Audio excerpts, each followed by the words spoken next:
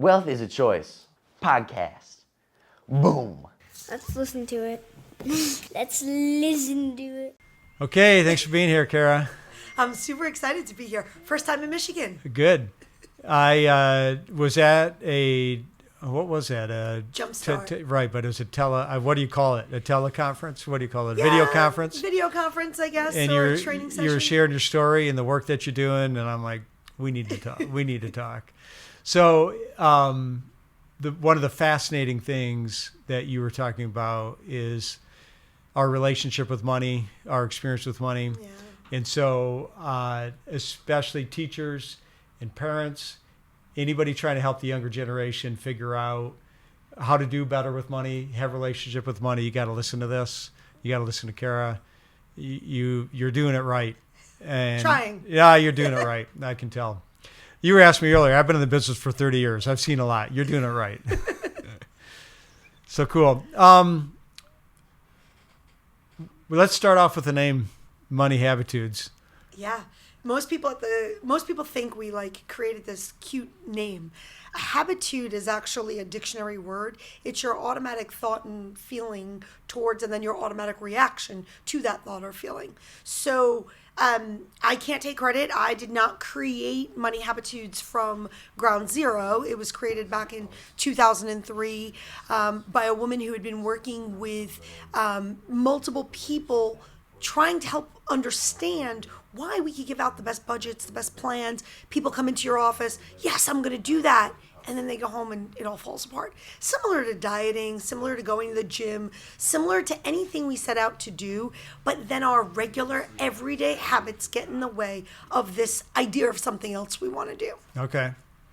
So how long have you been with it? So I've been with Money Habitudes about 4.5 years. Okay. So, and I only finished, I'm pretty new in theory to the behavioral finance side of the world. I only finished my behavioral finance degree back in 2020. So, I mean, I've been in finance since 1995. I was a coffee runner on the New York Stock Exchange. Okay. Getting coffee and sandwiches for the trading guys.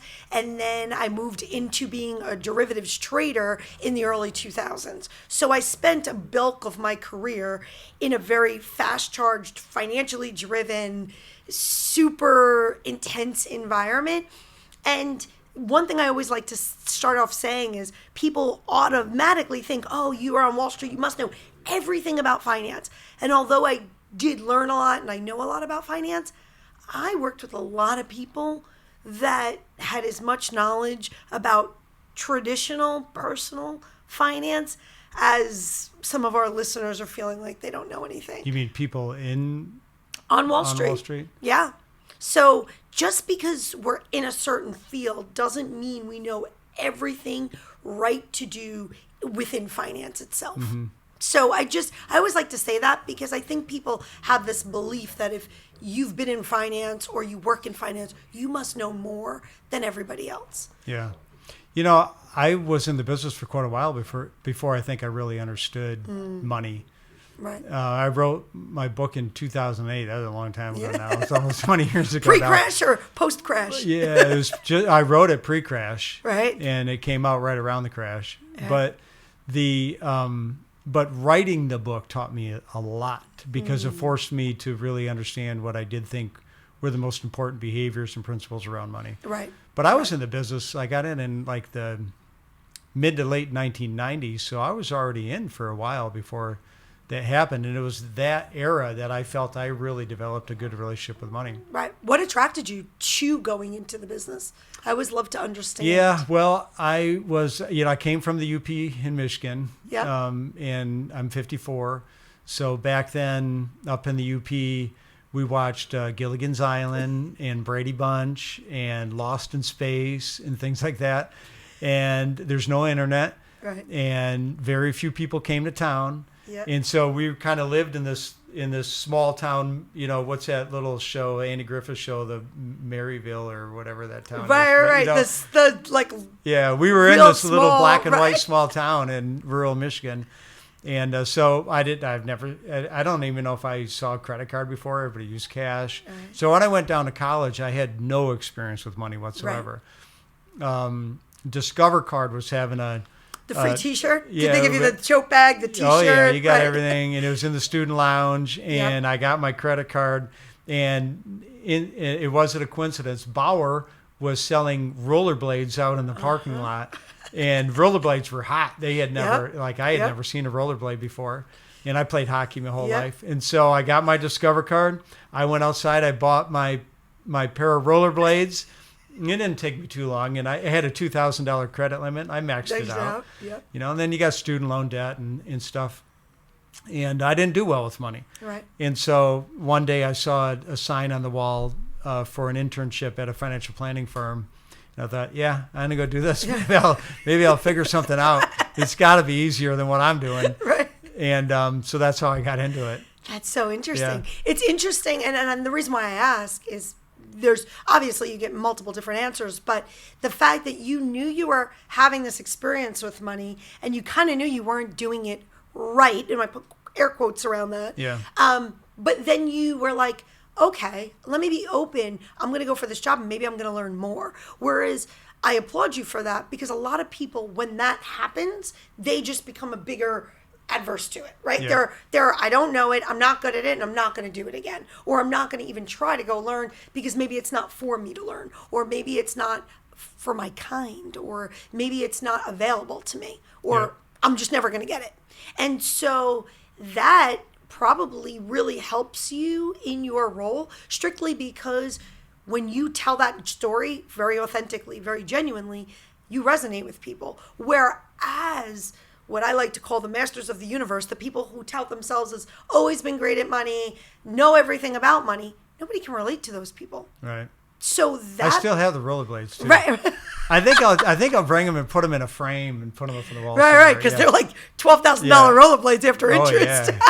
Yeah, I'm never getting rid of those. I have a gentleman who tells a story about his Chase T-shirt when he got his Chase credit card, and it's he's 30-year-old, but he's like, it has holes. I'm never getting. This is the most expensive T-shirt I own. Yeah. So you hear all kinds of stories like that. Maybe it was the most valuable purchase I ever made. I don't know. Yeah. I mean, listen, changed the whole direction of my life. And that reframe really helps us, because remember, around money, there is often shame and guilt. And what you did was you reframed your shame and guilt. You were like, okay, I did this.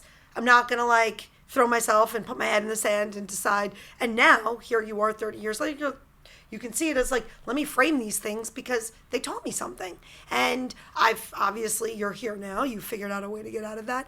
And I hope that if anybody listening gets the opportunity to take any situation in their life that maybe they're looking at and they're like, oh, this is a mess, or oh, I did this wrong.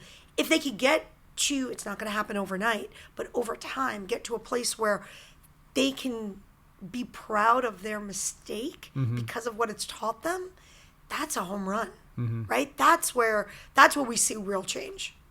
What got you into behavioral finance? So funny enough, for me, I don't come from a lot of money. My dad's a school bus driver. He's 79. He is still a school bus driver. And we were never without. We always had what we needed. We didn't, I don't think I knew rich or poor. I seemed to have everything. But as I got a little bit older, I realized we didn't have as nice of things, let's say, as other people, but it also didn't seem to have that big of a bother to me. I did go to Wall Street, as I mentioned, in the mid-90s. I was only 17. I had a godparent that worked down there. They said they'd get me a summer job. Next thing I know, I'm working down there. I happen to have the right personality for the job. I then learned it came with a lot of money, but I don't think I went down there specifically chasing money. Although I liked money, I don't think I have to be honest with you, when I look back now, I didn't understand wealth like that. I mean, there was ridiculous wealth. So anyway, so I'm working down there and I'm, going through the ranks, and all of a sudden I am now witnessing over and over and over again what I like to call, for those of us who are Disney fans, the Aladdin, the genie in the lamp, where the idea of being all powerful outweighs logic and reasoning. And so if you've ever seen the movie, where Jafar wants to be all powerful and he gets himself locked in the lamp, where now he's got no control and no ability to do anything. I watched so many guys I knew, and I say guys specifically because it was the 90s. There was 12 women total on the trading floor. And they would have more money than I would ever think conceivably, like that you could get through in a lifetime. They had multiple yachts, private jets, condos in Manhattan, like you name it. And they would do something within the trading community, either illegal or something that really had excessive greed. Partnerships would break up. They would be fined or prisoned. And I thought, I couldn't wrap my head around it, because I was like, if you already have access to all of this money and all of this stuff, why isn't the decision to use your stuff more exciting than doing the next trade that puts you in jail? Yeah. Like it didn't make computable sense to me. But again, at that point I was, a 17, 19, 20-year-old girl, needed to survive myself. Like I didn't have time to question what was happening. I had to just figure out how to, exist in the environment and do the best I could. And then the story goes on that, I stayed on Wall Street for a bit, wound up having a family. I have 5 kids, as I mentioned. So staying on Wall Street wasn't an option. I went to go work in nonprofit work, and I was literally down the block from the New York Stock Exchange with the nonprofit I was working for. And the kids that I was asked to teach financial education to were unbanked. And so now, literally, same block. I went from working with the wealthiest of the wealthiest individuals in the country to the lowest of low-income community. And now I'm chatting with these kids, and it's the same. And these are high school, grade high school, early college, somewhere. I think our program served, at the time, we served 16 to 24-year-olds. That was the program age. But the things that they would do, like they would have enough to get by, but they would commit a crime, and I was like, wait a second, but you were surviving. Like, again, not at the levels that the Wall Street guys were, but their rent was paid or their services were taken care of, and they were getting by, maybe going for it, but then they would commit a crime, whether it was robbery, and they wouldn't show up at the program. And then when I would get to talk to them, I was like, wait, I don't understand. And so I realized behaviors were so similar between these two groups of people that I was like, there's something that I'm missing. And that's what drove me to behavioral finance. Okay. That's what drove me to like, what's the why? Why do people do what they do? Why do people want more and not want more? Like I get, for survival or scarcity, like I get all of that. But like, why, when you feel like you've got, what is the point of making that decision to cross a line that for more, when the risk that comes with that more can put you out of the game? Did you figure it out? I think I have at some level figured it out, right? There's ego, there's dopamine, there's adrenaline, there's crabs in the bucket, which is a basic behavioral finance concept, which is, when we all kind of look the same, how do you get out of that bucket but then the other crabs are kind of pulling you back? So it's this tension that I think seems to happen where if you pull too hard, you fall out of the bucket, but now you don't have your crew, right? And so, there's a lot here. I don't think it's I can't give you the one answer, but different environments tend to call for different reasons why people do it. It's fascinating to me. It's fascinating, and I think it has a lot, what I've come to learn and more recently is our internal validation, our internal what is enough for us. And I'm sure in your work you see this, like you could run the risk models and you could run the scenarios all day long. People's enough is like a kicking can that they keep kicking down the road. Enough is never enough. But what are they trying to actually solve to? Because if it was a number, you and I could, that's a math problem. Math is not the problem when we deal with people's wealth. So your programs are being used in schools, nonprofits, mainly for youth? Yeah, young adults? No, so we cross the whole gamut. Our tools, the Money Habitudes tools, are developed for like ages 15 and up. And we are nonprofits, as you mentioned, community engagement programs, financial education programs, both in schools and in places like United Ways and Goodwills and whatnot. What I would say is our programming is specifically a behavioral finance enhancement tool. So we're not financial education at large. We're not your budgeting, your savings, your credit curriculum. our tool is meant to lay on top of all of that to say, let's get some self-awareness around who I really am. So the biggest problem I've witnessed in financial education is, and we call it personal financial education, is it's anything but personal, right? What we notice is when you open up a textbook of financial education, there's rules, there's guidelines, there's maybe a sheet for a budget. And there'll be things on the budget like rent or, let's say, mortgage payment, utilities, car payment, insurance, things that we kind of know that most people might have in a budget. If I'm in a state like Utah, tithing needs to be the first line on that budget. That's their community.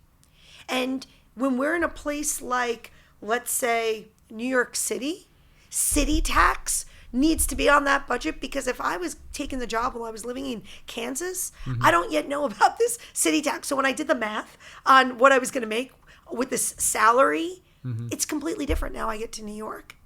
And so it's personal finance is actually not personal. We don't, and I get why it's not scalable to teach it from a personal standpoint. So we have to teach people how to figure out who they really are. So as the education's being given to them, and this is my bad visual, but I almost think of like a pasta strainer over their heads, that as the education is coming at them, they have the strainer over them. So they're only absorbing what they need to know. And we say that specifically because if they don't absorb what they need to know, it becomes overwhelming. If they get all of the information, it's too much. And nobody can digest all of that. So now it feels like I'm never going to get there. It's way too much, right? What do they say when you start a diet? They say take one thing out. Don't try to revamp your entire eating habit, reshift the way you eat, how you eat, what you eat. Start with something small. So let's say you're a 3 sugar in your coffee kind of person. Just take 1 sugar out. Now let's do the math. At 1 packet of sugar, 7 days a week, so many times a day, how many calories have we just decreased you by? Do you miss it? Can you really taste the difference in the sweetness? Right? And so that's the same idea with financial education. I don't want people trying to get it all. I want them to get something small, and then it's a building block. Then we'll build. All right, we got one thing under our belt. Now we can do the next thing. And personal finance is not taught from a personal standpoint. So a tool like Money Habitudes gives somebody an awareness of who they are, and then let's now try to go after the financial education. So the financial education, is that what most programs are focusing on, teaching somebody how to do a budget, teaching somebody what car insurance is, how it works, what the 401k is? Yes. What investing is. Right, because there's an initiative, right? And we do, and I don't fault them for that. To measure success, we have to have something measurable, right? So when the states mandate financial education, the only way they know that it's getting done is they give out a curriculum. It has 10 chapters, savings, credit, budget, right? Like, and we got to get through the 10 chapters, check box, we got the education done. Yeah. Do you have any idea level, what the students have absorbed over the last 5 or 10 years? Right. So absorption level. And so absorption level is hard to measure. How do you measure success? You'd have to then do a longitudinal study to follow everybody who is in the class and see what kind of decisions they're making out in the world. Right. What we do know is, and this is not Cara data, this is, data. According to the American Psychological Association, by the age of 3, children recognize that there is like a monetary system, right? They're asking for a lollipop or ice cream or a toy in the store, and mom or dad, not their fault, but the first response is usually, no, we don't have money for that, can't afford that, right? And so all of a sudden, a kid starts to compute, I want something and I just can't have it. Why can't I have this thing? I can't have it because mom says there's no money. There's no understanding of money and salary, and we haven't even gotten to FICA and, taxes. Right. There's this thing, and without this thing, I can't have what I want. So a kid starts to have this association around money. By the age of 7, that's been honed now more and more and more, that a kid understands like value of money. Certain things cost more. When I ask for smaller things, I get them. When I ask for bigger things, it seems to be a no. Or there's special things, right? That you can have that for Christmas. You can have that for your birthday, right? And so they start to understand this concept of different money amounts. Okay, so this is without any formal financial education. We've got kids that are absorbing this information that's being given to them. On top of that, they're now non-verbally witnessing, feeling, and seeing relationships between others in the home around money. So let's say mom and dad tend to fight 2 days before the mortgage or the rent is due every month, right? Even though maybe money isn't nobody's screaming about dollar amounts in that argument, the pattern, right? A kid gets programmed by that pattern. Or so-and-so, Aunt Sally comes over, and every time Aunt Sally comes over, mom goes, must be nice, new shoes again. Yep. Whether you realize it or not, you've absorbed some belief about, wow, Aunt Sally seems to have something that mom thinks is nice, right? And now what separates mom and Aunt Sally? These shoes are costly, must be nice, right? And so all of these things. So what we call those is nonverbal messaging. So now, without formal education, which now 30-something states are now saying kids get in high school. But there's a big gap between age of 3 and high school where you've gotten all this nonverbal messaging around money, and you've already started to develop all of your beliefs, your behaviors, your I really want that lollipop, so when the next time mom says no, I'm going to be able to get it. So when grandpa gives me $1, I'm going to stuff it in my pocket. And so when I want that lollipop, I can buy it. Right? And so all these things start happening. On top of it, the way money gets dealt with in what we call your family system. So the way there was always, right, whether we like it or not, family system exists. It's, again, nonverbal. There's a hierarchy who controls things, who you can't say something to, right? There's a flow of information. Does dad know first? Does mom know first? How does the trickle down happen? Do we always tell grandpa on mom's side, but we never tell grandpa on dad's side? There's all these things that happen in families that, unbeknownst to you or me, this is the way it works. Well, the same way, the way money trickles down in a family happens the same way. The way money gets spoken about, who controls it, if you want something, you got to ask dad, or if you want something, you got to ask mom. Well, that then trumps financial system. Your family system will always trump no matter what you learn in the financial system, because you've been programmed with these patterns.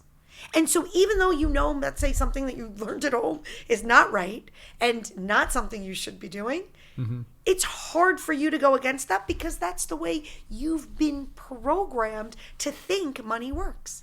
So you're saying what you've learned in the family system trumps the financial system. Exactly. The financial system you're referring to as financial education, maybe something, you go to a job, and let's give a brief case study. Let's say your dad worked for Enron, right? And so he invested in his 401k and and the company went out of business. Remember, all those people lost that money. Right. And so at home, as a little kid, you had heard him come home, I gave 30 years to this company. Or take somebody that worked at Bear Stearns and was given stock for 20 years of their career, right? They were given cash, but they were also given stock. Yep. And all of a sudden, now the stock's worth $2 in the crash, and right, we have this catastrophe. Now it's your turn to go to work, and you're offered a 401k, or you're offered stock as compensation. How do you think you're going to feel about that? Yeah, pretty bad. Especially the 401k at Enron went under. Right. And that was your money. Yeah. Right? And so you lost your job and you lost your 401k. So even though, now when we could step back, let's go back 30,000 feet, let's go to the top of the mountain. How many companies in the plethora of billions of companies we have in this country have done that? None. I mean, I think Enron is like one of 4 companies that's ever happened to. Yeah, how long ago was that? God, right? I know. We still Early gotta use 2000s? that. We still have to use that as the example. As an example. Exactly. Exactly. But if that was your family experience, my point is that you can't undo that. That's you were in that house. You felt it. So no matter how many times your new employer tells you, James, come on, let's get you set up for the 401k. You're like, absolutely not. I'll take my cash. I'll do with it what I want. Right. Nobody's going to touch my money. And so that's actually something what we at our company call an inherited habitude. Okay. So, right, we love to talk about inheritance in terms of wealth. And we inherit a whole bunch of other stuff from our family, both good and bad. And oftentimes we don't know when to leave it at the door. And so statistically speaking, Enron is one of, it's the percentage of that happening is minute. Right. But yet, if that was your lived experience, you were the minute percent that it happened to. So don't tell me it's not going to happen. I witnessed it. I felt it. I lived it. So understanding that along the road to understanding financial education or receiving financial education is your key to making it work. Well, not just the key to making it work, but understanding also what am I comfortable with? Okay. So I don't just need the education, but I also need to understand what does my risk inside feel like, right? I deal with a lot of older boomers at this point, and they have money and they have access. And they still want to tell me about Josie down the block who has more than them. You're 88 years old. By all means, you might live to 150. Who knows? But why do are you doing everything you want to be doing? Are you going on your cruises? Are you playing bunco and bingo and mahjong and having a blast? Great. Why do you care about what Josie? She made 8%. You only made 6%. Right. Why do you care? But people tend to still care. And so with financial education, right? So now we've got the trifecta going on. So we have the family system, what you learned at home. We have the financial education that's being given to you. And then we have what it's everybody else doing. And why am I not enough? And so this, think of a ping pong ball in a triangle. It just keeps hitting the walls and it can't. But really, what's in the middle of that triangle is the center. And that's where you have to figure out where you are. And so then you walk back over to the corner where you grab you don't pick up the whole box of financial education. You pick up what you need. But if you didn't go to the corner where self-awareness was, you don't know what you need. Yeah. Okay. And the age that you guys start to talk about this again? So again, our tools are used with teens, 15, because prior to that, there's other tools on the market. Okay. I'm not sure after what happened earlier this year with the CFPB, but the CFPB had some great tools, free resources that were for like young kids. They had something called Money Monsters. And we highly recommend those tools because the language was really great for the younger kids. Okay. But for little kids, remember, they've only really been what we call financially socialized. So financial socialization is anytime you've been, exposed to different financial beliefs, behaviors, education, anything in the home, like anything within the family system. So it's not until really they get to school and even below grade school, financial socialization is really still driven by what happens at home. Okay. It isn't until high school where people start driving cars, people can get jobs, where financial socialization starts to expand, Okay. which is why our tool really looks at more that older teenage years. Okay. And then how are the students receiving it? So our teachers administer it either as the physical card decks they do as a game, again, like more as, a fun tactile tool. In the older, like the university level, talk about like your 19, 20-year-olds, we have a digital version that a lot of our educators disseminate that tool out. In their minds. How like, it's engaging, it's thought-provoking. Yeah, it's not only engaging and thought-provoking, but it's really meant so a student can start to step back and say, just to go back for a second, the tool is 54 statements, similar to like a Myers-Briggs type money personality assessment. You're going through the statements, you're reading them, and you're going, that's me, that's not me, that's sometimes me. Okay. Right? And so when you think about that from that perspective, as you read these statements, which are not money driven, there's no numbers on these cards, you're looking at them and you're saying, I actively do this, I actively don't do this, or I sometimes do this. And so hopefully as the student then goes through all the statements, they're able to look at the pile. Usually people start with that's me pile, and they say, why do I do this? Like, did I learn it from someone? Did I see someone else do it and I liked it? Or does it make me feel good when I do it? Does it make me feel bad when I do it? And so what we often tell our educators is when they're working with these students with this tool is to expose it to a level of, again, less is more. You'll hear me say this a million times over. Instead of trying to go through the whole thing, oh, I'm dominant. And so the habitudes are broken down into 6 groups: planning, spontaneous, carefree, security, giving, and status. It's less about, oh, I have a lot of cards in status, or, oh, I have a lot of cards in planning. We tell the teachers to roll it back and try to look at maybe just an individual statement and have the student start to discuss, why do you do this thing? What does it do for you? If one of the statements is, when I go into a store, I have to buy something. Why, if you said yes to that card, why do you do that? Because I always saw my mom do it. And she would say, we're special and we get to buy ourselves something. Okay. Right? And so I've associated that if I don't buy myself something, I'm not special. Okay. Or do I do it because I'm always with friends when I go in the store and I want them to think, wow, she must be doing well, so she buys something? Or is it, I just tend to be sad and it's a little retail therapy. I tend to go to the store a lot and I don't even use the stuff I buy. And then we see tears, right? The words that we have around, and I just want to pick up on that, something like retail therapy, the word didn't get created by accident, right? It got created because people were out there buying things that they knew were therapeutically soothing them. Hence the words retail therapy. So how valuable is the stuff you buy during retail therapy? Is it something you really need? Yeah. And I'm not here to tell anybody don't buy it. Like that is never my messaging. But why are you doing? So the statements are meant to provoke that thought. Why do I do what I do? And if you're like, I do it because I like it, I enjoy it, that's what I set out to do, by all means.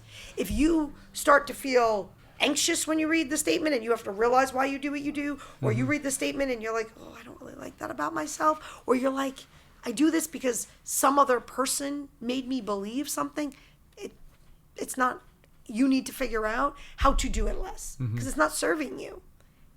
Yeah, it's really wild how 10 people could put that card out, but they could have dramatically different reasons why they put that card out. Yep. And you got to discover why you put the card out.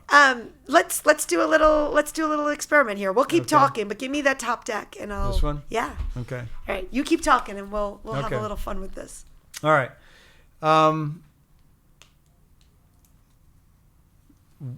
Let's talk about. I was going to say, where does environment and learned behavior come into play with money? And I think that's what you're talking about, the family environment, basically. And then your personal experience when you leave the home. Okay. So I often tell a story about my kids going to school, and I was like a non-book fair kind of parent. Okay. And strictly because we lived in Manhattan, small apartment, 5 kids, who needs more stuff? And every one of my kids had a different experience when they would go to the book fair with no money. One kid would say, oh, well, you must be poor because your mom has too many kids. Or one person would say to one of my kids, oh, your mom must have forgot, so let me lend you money and you could pay me back tomorrow. Okay. Right? Like, so those personal experiences that each of those kids then has then puts another level of belief and behavior around, how do I feel about having no money? One of my kids would come home all the time and he'd be like, they let you go to the gym and you don't even have to go. If you have no money and you don't want to go to the book fair, you can just go play in the gym. He's like, it's great because you can play with any toy you want because all the other kids aren't in the gym. They're at the book fair.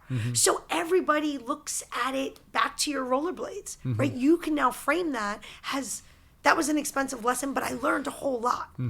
So my son that went and was like, I'll go to the gym because I can play with toys I can't normally play with, because when there's 50 kids in the gym, you don't get what you want, but when there's only 3 kids in the gym, you can have anything you want. Yep. He looked forward to the book fair. But my daughter, who is definitely much more of a status-driven person, would get a stack of books. There was an option that you could pick up a bunch of stuff and give it to the lady at the end and say, my mom's going to come later and pay for it. And so she would pick up 100 books, and my other daughter would rat her out and take it to the lady and say, my mom's going to come later. And I would say to her every time, you know I'm not showing up. And she's like, but my friends don't know that. They think I'm getting everything.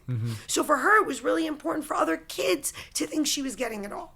No, these are 5 kids being raised in the same house with the same parents, and they're all less than 1 year apart. So it's not even like my husband and I's wealth was conceivably different between kid 1 and kid 5. But their personal experience and what they need to feel validated inside is different. Okay.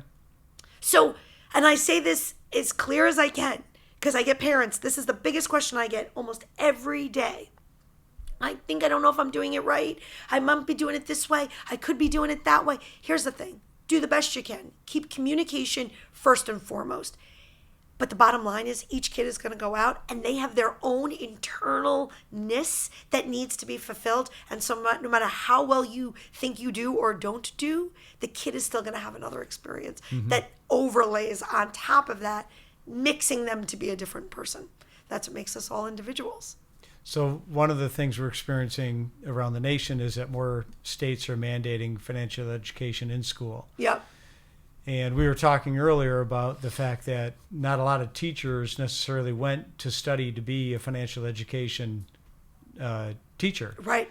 They went to study to be a history teacher or a math teacher or a science teacher or something like that. And a lot of teachers have some inhibition about their ability to teach money. Yep. So what are you seeing with that? So we're seeing a ton with that. So let's just back up, as you said, right? Financial education, only the last 5 years, has become mandated now. People didn't go to school. To the people like us who started in finance, we're not the ones that go become the teachers usually. So we have a passion for finance. We're thrilled to teach anybody that wants to listen. Anytime somebody wants to get me in a conversation, I'm like, I'll teach you about all the things. You want to know about whole life? You want to know about ETFs? Because I love these products, right? But take somebody who loves history or English literature. They're not attracted to dividend and, different asset classes of different stocks and bonds and whatnot. So all of a sudden, when the school gets the mandate to teach financial education, as schools, and I do feel bad for the schools, their budgets are usually tight and they're trying to figure it out. They've got to add 3 sections of this. They look across the board. They're like, we've got 50 teachers. Who's got availability? That's how the equation is getting solved. And all of a sudden, the gym teacher, the English lit teacher, and the art teacher have availability in their schedule. That's who's going to teach financial education because we've got to do it and we need a teacher. Have we looked at the art teacher or the English teacher's 401k? Are they contributing? Do they even know what they're invested in? Do they understand how the 401k process even works? Do they how's their insurance policy? Like, have they ever explained an insurance policy to someone? So they're teaching basics, budget, credit, savings. They're not teaching maybe the sophisticated stuff, but where they are in life, they may feel bad about some of the stuff that they have that they don't fully understand. So even though you're asking them to teach something basic like a budget, and maybe they've never lived on a budget before, and now they're being asked to teach it, they feel like an imposter. I have to tell you how to do something that I don't do. And so that comes out in the education. And that can actually be detrimental because now we're trying to teach somebody something where I don't fully feel confident in it. You're getting that from me. You can feel a person, human to human, mostly can feel that. You feel the tone, you feel the uneasiness, you feel the way the lesson plan is being given out. And so I feel bad for the teachers oftentimes. So I do everything in my power to empower them. I had a teacher come up to me. I was in a conference last week. I did a session on financial education to financial capability. That was the name of the session. And we talk about how you become from financially educated to financially capable and all the things in between. And at the end of the session, she came up and she said to me, my God, you made me feel so validated because I'm the financial education teacher and they sent me to this conference, but my normal job is I'm the social studies teacher. And I said, or the history teacher. And I said, oh, that must be a lot. And she said, it is because I've never invested in my 401k. I don't even have a brokerage account. Everything is in my savings account, my little credit union in, I don't know, she was from Kentucky, I think. And she said, and blah, blah. I said, okay, you're going to call me next week. I said, we're going to start with one little thing. I said, we're going to get on a Zoom. We're going to open up an E-Trade, Fidelity, Vanguard. I don't care what company it is. Pick one. I said, we're going to put $100 in this account. I said, and we are going to buy you 2 shares of, I don't know, what do you got on? You got on Nikes? We're going to buy you 2 shares of Nike. Like, I didn't even care at this point what we were investing in. I was like, because I got to move you from a have-not to a have. Because right now you're teaching from a standpoint of, I don't do invest. I don't do this. I said, once I put you on, even at the smallest dollar value, I make you an investor. Now you get to speak from a truth. I invested. I got 2 shares of Nike. I mean, it's nothing, it's not going to change her financial future, but it puts her on the other side of the fence. Once I get her on the other side of the fence, now I can teach her all the other things. But I needed to move her from the side of the fence as I'm no different than the kids. And so she was so thankful for that. We actually met.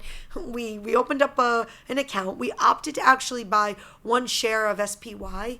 We got a little further than I thought we were going to get. And we did that specifically because after I explained that it had all the different, companies in it and and it was a little percentage. She was like, well, I'd like one of those. I like baskets. And I was like, okay. And so at least now, when she sees something, she identifies with it instead of I don't identify with it. And that shifts a mindset. That goes, again, from being a have-not to a have. And that is tremendous. Now, she still needs a lot of support and a lot more, comfortability with the education she's teaching. But these small things shift us from inside the door to outside the door, or outside the door to inside the door. A lot of young kids, even young people. Yeah. I do strongly encourage them to buy a stock. Yep. Because you can create a more of a tangible connection with an individual stock. Yep. Than you can in a mutual fund that you don't know what it owns or what's going on with it or whatever. Or and again, go in any classroom. Kids are wearing a Nike. Yeah. They've got an iPhone. They've got a Gucci belt. I mean, they own stuff. Yeah. They just own the depreciating asset, not the appreciating asset. Yeah. So when I walk, especially in my low-income communities, where I walk in and they're like, Miss Cara, that investing is not for us. This is, I'm like, actually, you're already an investor. You're just on the wrong side of the investment. The consumer, not the owner. Right. And so when they start to realize that, I'm like, you see your Nikes? See your friends' Nikes? I was like, you're all investors. Yep. You've given money to people that own the stock. I'm like, instead of buying 4 pairs of Nikes, buy 3. I'm not saying don't buy the Nikes, just buy 3 and take the one that you would have bought the 4th pair with, buy 1 share of the stock. And now you're on the other side. Now you straddled. Now you're on both sides. You own the product, and because you believe in the product, you're giving the company more money to make more product. Right. And you're making a little bit of money from all the Nikes. And every time one of your friends buys a pair of Nikes, you're like, right, exactly. And so it's that shift in mindset. But think about the language you and I are using right now, right? We're using basic kid in classroom, buying Nikes, walking around in his Air Force Ones. Like, we're not using any fancy financial jargon. We're not overwhelming, you know what I mean? Like, and that's, sadly, a lot of our financial education is not built like that. A lot of it is built. And I'm not here to criticize the curriculum designers, but a lot of it's built with a lot of extra. And we need to start at the basics so people already feel and understand how they're already functioning in the market. And you hope that the Nike purchase of the stock is successful, but the experience itself is what's more important. Is what's important. The purchase. Yes, you hope it's successful because and eventually it probably would be, even if it went down. And the problem is when you hope it's immediately successful, right? But it might not be. And you hope it's immediately successful because you want somebody to feel good about it, but that also creates that level of like, well, then every investment I make should be successful. Right. So it's this real catch-22 because if it's not successful, it's the old, I did it and it didn't work, I'm never going to do it again. If it's successful and then the next thing you do is not successful, you're like, wait, that didn't work. Right? So it's, again, trying to teach people about balance. And so I like to use Nike shoes specifically because it's a good one. The minute you take them out of the store, you can't return them.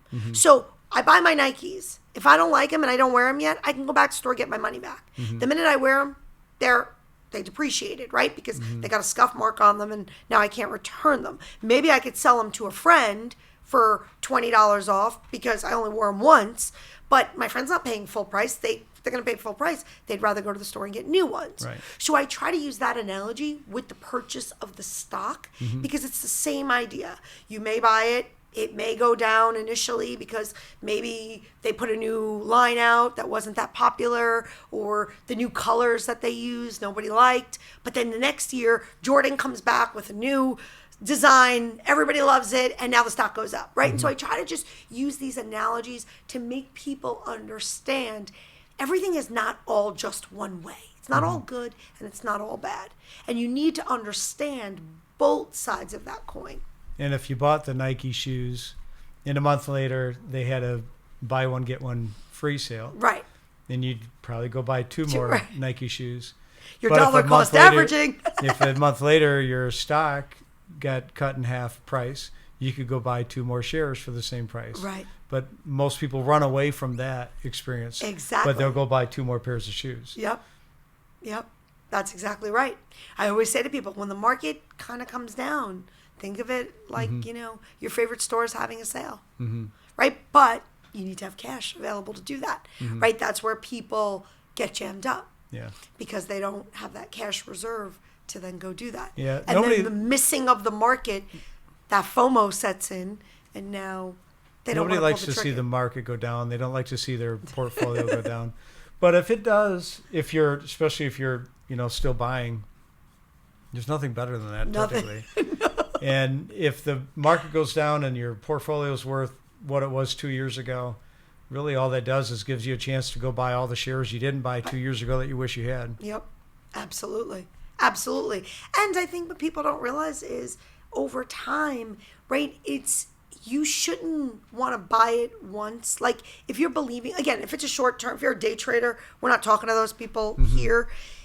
If you believe in something, you believe in it long term, right? Like most people, their sneaker brand is their brand. Like, you know what I mean? If your jean brand is Levi, if you're like, people are loyal to your brand. The same way you're loyal to your brand, be loyal to your investments, right? Don't panic the one time they do like the one thing that bothers you. Do you know what I mean? And so that's where people get their portfolios wrong often because they dump them when one bad thing happens instead of recognizing that everybody has a season where they're, a little bit of mess and they got to have their next glow up, right? Unless you really think the company is. And look, I don't often, only with the kids, do I do the single stocks.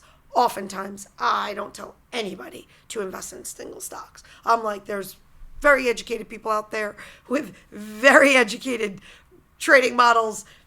You pick the target-based fund. You pick the index fund. You pick whatever industry you think you might like. Here we are in Michigan. If you like cars, you know what I mean? Like, pick the thing that resonates with you and then find the fund, the manager who's building that fund out. Don't go try to pick the single stock and try to get it right because the odds of that happening are slim to none.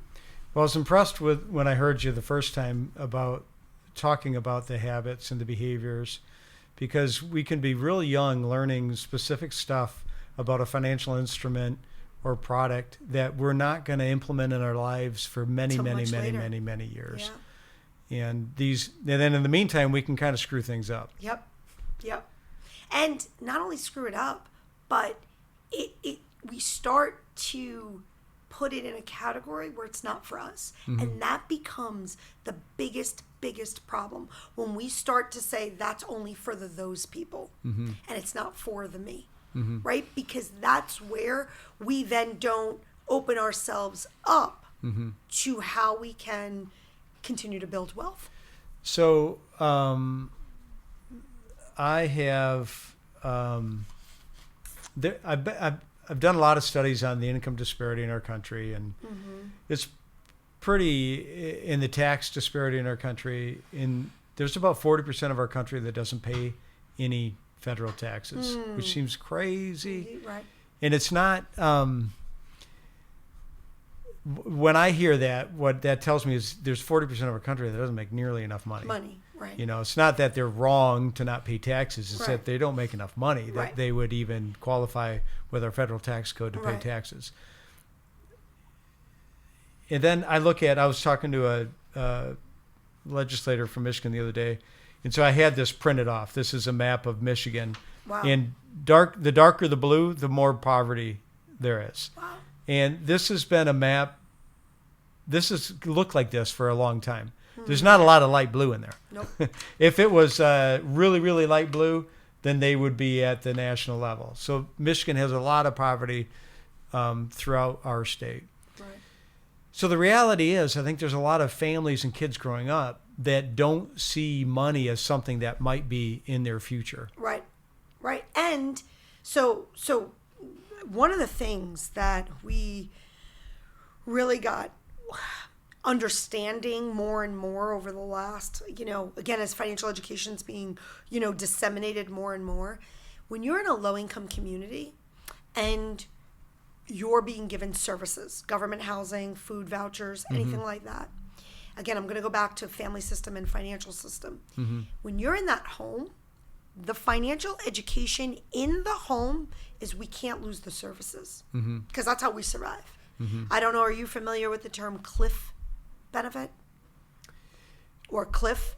So To some degree, when I was Okay. in high school, I had a job at the grocery store, and it was a pretty damn good job for a kid at that age. But anyways, there was a lady that worked the cashier there, and she always had the manager manage her hours so that she didn't make too much. no Yep. longer get the Yep. benefits. Okay, so you And understand. so that's something I Yeah. learned when I was in high school, There you go. and I saw firsthand. So think about that from that perspective. In that community, those people are learning, they're spending their time to strategically learn how to not lose the benefit.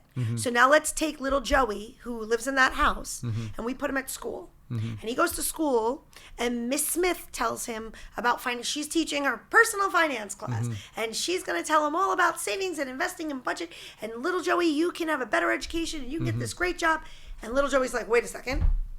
At home, mom, dad, whoever's there is telling me this, right? We cannot lose these services. And over X dollar amount, we will lose these services. And then when I go to school, Miss Smith is telling me about all these great, prosperous things that are out in the world. What's happening in the mind is what we call an internal conflict because you're getting two different messages. And so now, who do you go after? My family's my family. Little Joey loves his mom. Little Joey loves his community. He doesn't know any better. But he's being sent to school to learn more, to better his life. What do you do? If I go get this better job, now I can't live with mom because I make too much money. I'm going to get mom kicked out of her housing. So that's a real push-pull. Well, I wouldn't want to be Joey. Would you want to be Joey Yeah. to make that decision? Yeah. And the numbers are when you Pull it save in. Sorry. when you save a little bit of money at a young age, you get wealthy by how much you save, how good of return you get on your money, and how many years you have to let it invest. And that last one is the most powerful Yep, of all three. time.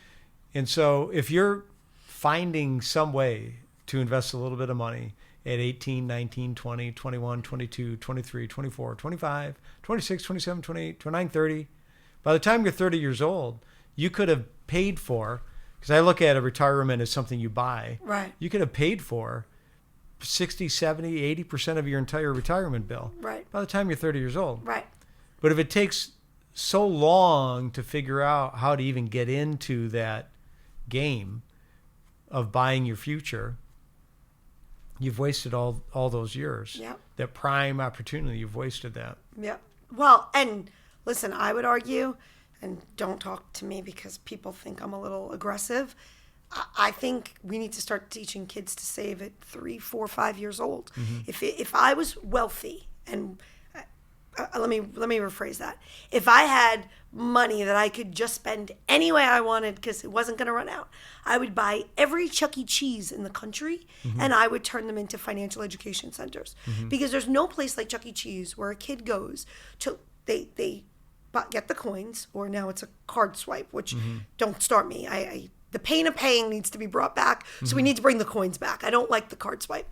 Anyway, the kid plays a game. Some games are skill-based. Some games are, ticket-based. Like you get the same number of tickets no matter what. Some are skill-based, where if you're better at the game, you win more tickets. So again, this is earnings, right? Some jobs pay more. Some jobs are just what you get is what you get.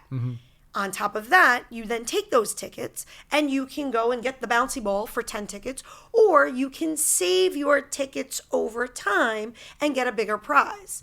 So this instant gratification gets delayed when we teach a kid to save their tickets. Now, Chuck E. Cheese is known, like Dave & Buster's, is known to do their BOGO Wednesdays, where all the games are half price, but the ticket amount is the same. So now we can teach a kid that we go play on Wednesdays, because on Wednesdays we can get we can make more ticket for a dollar value. And so that makes our prize cheaper in the long. I mean, I could teach a complete financial education lesson to 3-year-olds. And if we did that, starting at that age, then we would have kids contributing to some sort of a saving by 6. I mean, most kids, if they're taking out the garbage or they're doing something in the house, somebody's giving them $5, $10. Grandpa's coming over, giving them $2. Somebody at Christmas gave them $5 or $10, whatever it might be. Why are we not teaching them from then to save? Because $1 invested at 7 years old is worth more than $100 invested at 25 years old. Yeah, way more. So, Eller, we got my son here today.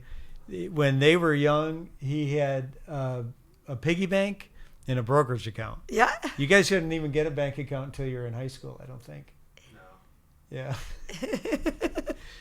And I wanted them to have some experience with buying stock and just see how easy it is. Right. And to become more of an equity owner in this life than just a consumer. Yep, absolutely. But about 4 or 5 times a year, you guys would open up your piggy bank, dump it out, count the cash, see what they could part with. Yep. And then we'd put that into the brokerage account. Yeah. I took it to a kind of a different way of doing it with my kids. So I had 5 of them, as I mentioned, and they were all very young. So, and although I played ice hockey as well in high school, I recognized very quickly we weren't going to do any team sports. I couldn't. There was no way to manage t-ball and practice. It wasn't going to happen. So we did other things as a group together. One of the things we did was banking on Tuesdays. And so every Tuesday after school, me and all 5 kids went to the bank, and it was like a thing. Like it was an outing. Okay. And it was interesting because after a while of doing it, other kids in the schoolyard would I don't know if they were being cheeky or whatnot, but they would say things to my kids like, "Oh, it's Tuesday, you're going to the bank again?" And it was interesting because parents would often comment. I mean, we were in New York City, in a very wealthy part of New York City, and I think parents kind of gave me a side eye of why would you do that? And I was like, you spend so much time teaching your kid how to play t-ball. Pretty sure the kid's never going to be Derek Jeter, but you're willing to spend time. Guess what? Every job, no matter what job you do, pays in money. Doesn't pay in coffee or cornflakes or granola or candy. Pays in money. So I think there should be a real interest in teaching, why are we going to practice for soccer and basketball? Why aren't we going to practice for money? So on Tuesdays when we went to the bank, every kid walked into the bank. Thank God the lady in there really liked us, because it was, walking in with 5 little kids into a bank, and they would get their little deposit slip, and some kids would have 7 cents to deposit. Some kid had $1 to deposit, whatever it was. I made them fill out their little slip, and obviously they couldn't get the lollipop until they finished, putting their little deposit slip, but I made them do the whole process themselves. And then the receipt that they got, and then do the math of what you put in, what did you get? Did you make any interest? And so this was every Tuesday for about, I want to say 6 or 7 years. Wow. We did this from when they were little, 2, 3 years old, all the way up until they were late middle school. And again, people thought I was they were like, what are you doing? And I was like, they got to get comfortable sitting in that bank. They got to know that they can ask Betty the teller for this or that. They got to know why there's guys that sit or girls that sit on this side. Like, because then they would be like, why does that guy get a desk? Or why does that girl get a desk versus that girl has to be behind the tall counter? Well, that's a wealth manager. That's private banking. And all of a sudden you practice enough, just like t-ball and soccer and basketball, the terms, the understanding, the rules, the guidelines all start to make sense. Did they have any competition about internally who had more money in the bank? We could have a whole podcast just if you, all 5 of them till this day. Yeah. And if one thinks that they've made more interest than the other one, or one picked a better stock than the other, oh gosh, it is. Our house is not. I mean, again, they were raised by 2 traders, so we live in a very different environment than most people. But it's interesting. My son just joined the military, and obviously the military comes with a ton of benefits. And the other day he called me and he said, will you come over? I want you to sit with me and some of the guys that I just joined with. And they have, in the military, I don't know if you're familiar, they have what's called personal financial counselors and personal financial managers who help the servicemen and women understand all the services and financial benefits that are being given. And so I said, you have a PFM or a PFC? And he's like, no, but just come. These are the guys that I'm going to live with, and I really want you to chat with them. And I was like, Ace, what is it about? What do you want me to talk to them about? Because I'm no longer Series 7 registered. Like, I am not an advisor anymore. And he's like, but I want you to explain why these different things that we're being given are valuable. I tried to explain whole life to them, and I think I confused them. And I'm like, right, because you're 19. Other 19-year-olds are not having conversations about whole life policies. You just happen to live in an environment where we got through the basic stuff by the time you were 12, so we could move on to the more sophisticated stuff by the time you were 15. But that's not the norm. The norm is we got to start with the basics.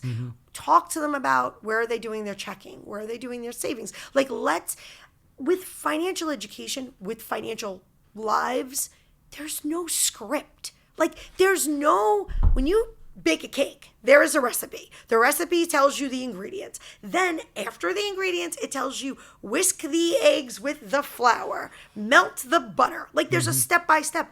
With financial education or personal finance, there's no script.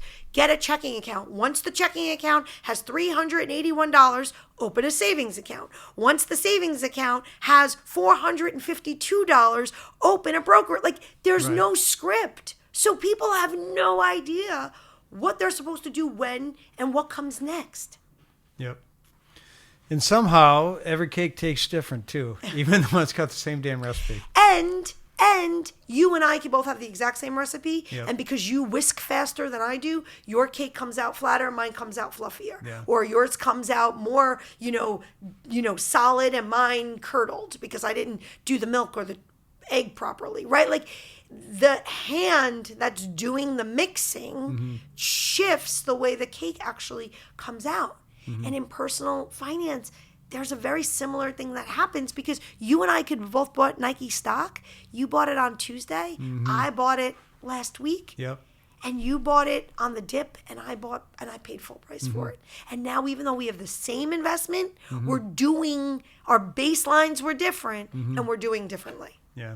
Right? So this is why we can't compare back to our little triangle. This is why we can't compare to other people because it doesn't look the same. So do you see in places of people a culture where they don't believe that a relationship with money or money is ever in their future? And if you see that, do you see where that can also shift? Here's the thing.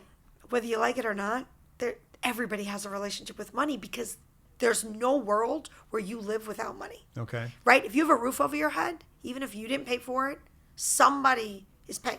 Even if it's a government benefit, even if it's your parent, even if it's you're crashing on your friend's couch, somebody paid. So you're utilizing money. I love these people that go off the grid and they're like, I'm off the grid, I'm living with no money.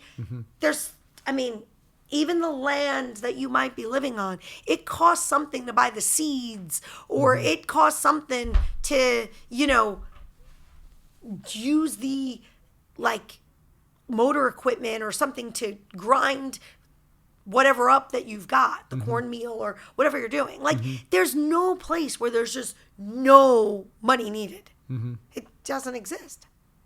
If you have clothing on, unless you're using palm leaves, right? Like, You, somewhere along the line, you've spent money. And so you have a relationship with money. It's just, are you in denial of that relationship? Are you unaware of what that relationship is? Have you never looked deeper into how you feel about the money that you see or do? But it's funny, as you're doing this, let's just do a fun little prompt here. Okay. Because I think this can be exciting. So this card says, I give up things I want so I can help others. Do you think that's you? Do you think that's sometimes you? Or do you think that's not you at all? Sometimes. Sometimes. And as you said sometimes to that card, I'm going to ask you, is there a particular person? Is there a particular place? Is there a particular thing? Tell me a story about that. Tell me a place where you would give up some things that you want so you could help others. So there's a bike ride I do up in the UP called Tour de Up. Okay. And it's an event. It's been going on since 2018. And it's a 1,200-mile, 10-day event. Okay. So it's not cheap to run an event like that. Yep. And contrary to what some of the participants might believe, it's not a profitable endeavor. Right. Right. And so it's a lot of people are having some pretty amazing experiences on that event. And for many years, we've been giving up in order for that event to exist. Giving up financially, like you'll donate or help out time or whatever it might be. Yeah. Okay. So think that, right? So if I didn't do that event, I could have 10 more bikes. So Sure. I could have, whatever I want. And so that's a great prompt. So that statement is associated with giving. Okay. How we define the giving habitude is the joy of giving or doing for others. Now, as you told that story, your face lit up. You got, you're telling it with passion. I would argue, and you'll tell me if I'm wrong, that buying 10 more bikes would not provide you that whatever flashed in your head as you were telling that story. I'm assuming 10 more bikes They'd be wouldn't do that. meaningless. Because you can only ride one bike at a time. Yeah. Maybe two. No, you need different types of bikes for different terrain, but it'd be meaningless if it didn't have something bigger like that to participate in. Yeah. So now what you can recognize, though, is that's a particular instance. You're telling me the story. You're not telling me that everybody that walks down the block, knocks on the, you just give to give. So you're sometimes putting it in that sometimes pile. You had qualifications around when you do it. Right? And so that great self-awareness. And I've also saved money, so I know I don't do it all the time. Right. Because I have something. Right. And so for people who put this card, let's say, in the that's me pile, and they're doing this all the time, are they even qualifying where they're giving? Are they, right, that old story of you put your own mask on before you put other people's mask on, right, becomes super important here. Because if I always feel like I have more than others, I just give. I'm not qualifying it. I'm not thinking about where I'm giving to. And you lose that joy of giving because now those associations, right, I can't even tell you a story because I just give everywhere. So you can see how the statements start to get someone to have that self-awareness around who they really are. Let's do one more just for the fun of it. I get stressed when I have to spend money unexpectedly. Is that you, sometimes you, or not you?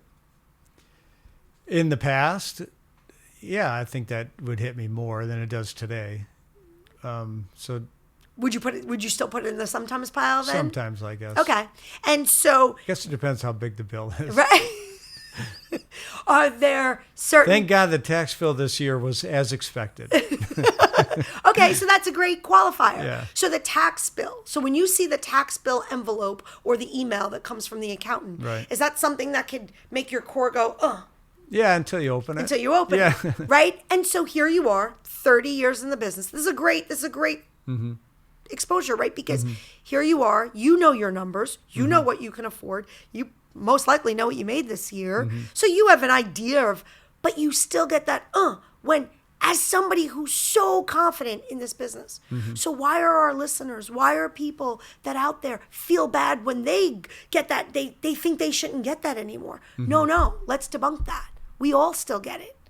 And so that's a great way to really explain to other people that even with people like you and I who know our numbers, know our stuff, we still have things that are like, did the IRS change a code this year? And I missed it. And all of a sudden I'm on the hook for, 38 grand that I didn't know was going to, come at me. And so that in and of itself goes to show that we all have that relationship with money. Money can make us queasy at all those different levels and at all different dollar amounts, right? For some people,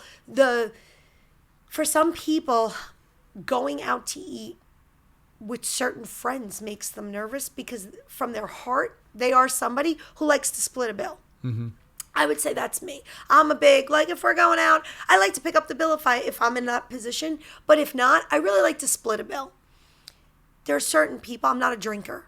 There are certain people who I know, not only are they drinkers, but it's such a thing for them to have the most expensive glass of whatever they can find. And I'm always like, that makes my stomach hurt. Doesn't matter that usually the places we're going, even the most expensive thing on the menu I can afford, but it makes my stomach I'm like, my money, how hard I've worked, I don't have value for that thing, and it's going to aggravate me to do that. And so what do I stop doing? I stop making plans with those people.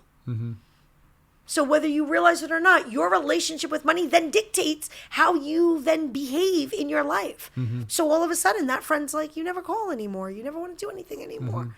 If I was really a good friend, I would sit down and say, this makes me uncomfortable when you do blah, blah, blah. And hopefully the person would say, I want to be your friend enough that I don't need to do that in a perfect world. Yeah. That's not the way we handle things. We're humans. We're like, I just won't pick up I just won't pick up that phone anymore. Yeah. Right?